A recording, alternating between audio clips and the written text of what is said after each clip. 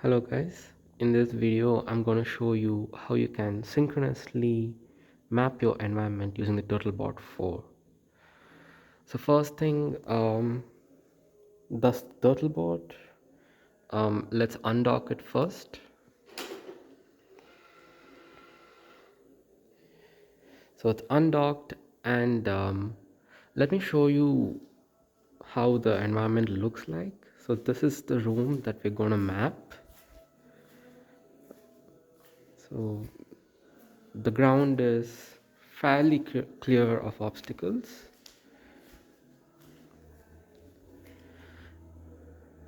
And this is the package that ROS2 package that I built to synchronously map the environment. Once you build the package, you can go ahead and launch or start up your nodes. So I wrote a launch file that does three things. It launches two other launch files and it starts up a node.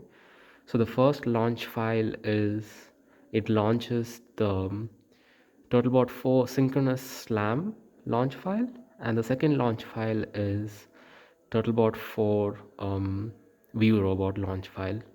And the third thing that it does is it starts up the the teleop twist keyboard node so that I can control the TurtleBot4. So I'm going to go ahead and launch my custom launch file.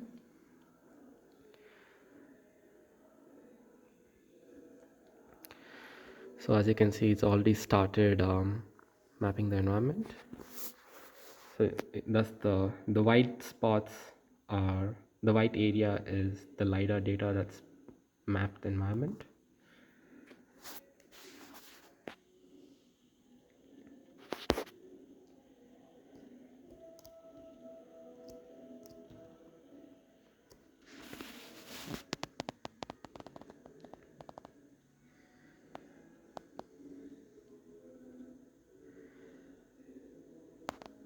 This small window here is the teleop twist keyboard.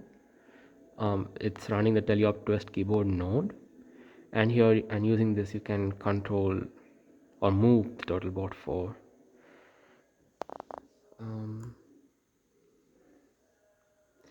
Yep, that's better. Just bring this into frame.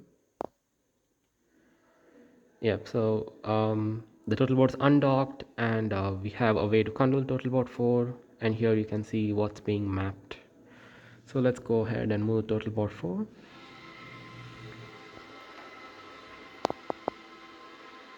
And you can see it's mapping the environment.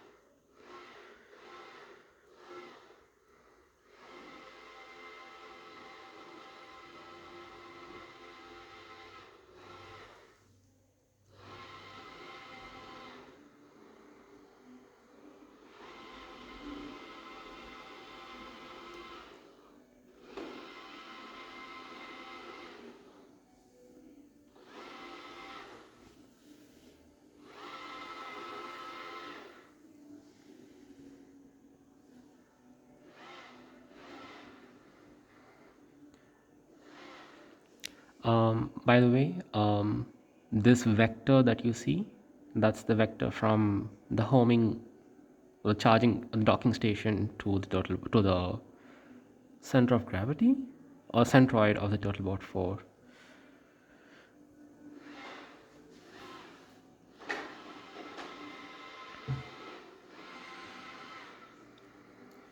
So I'm pretty happy with the map right now. I map the regions of the environment that I'm concerned with. Now I can move the TurtleBot4 close to the docking station.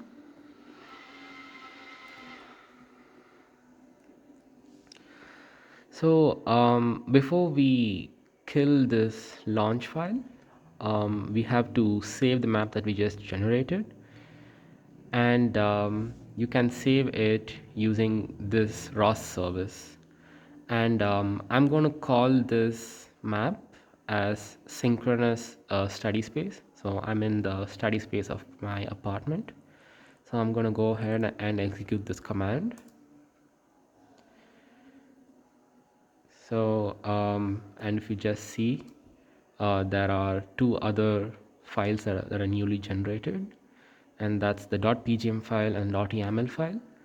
So we have our map now. We can go ahead and kill the launch file that we just launched. And now we can dock the TurtleBot4 again.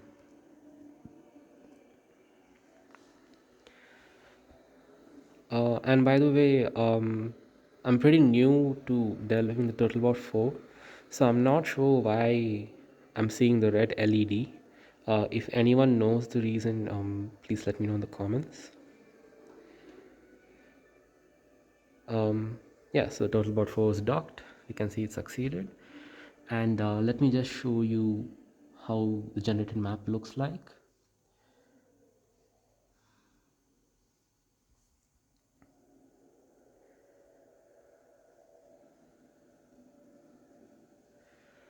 So this is the .pgm file and this is the .yaml file.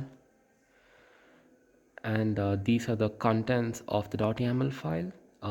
There's a meaning to each of these fields. You can look them up on ROS Wiki. And this is the generated file, and this portion here is our study space. And here there is some incorrect data. Although there was an obstacle here, it's still the lidar should not have penetrated through this, because this region is opaque, but still the lidar went through this. That's fine. As long as we're giving the goal poses, we should make sure that we don't go beyond this. Or just if you feel that's still not acceptable, you can make another map. Like you can go ahead and create another map just like this. And this region is the entrance to my study space. So this is unexplored. That's why you see this is not complete. But this region is good enough for what I'm trying to do. So yeah, that's about it for the synchronous slam map generation using the TurtleBot4.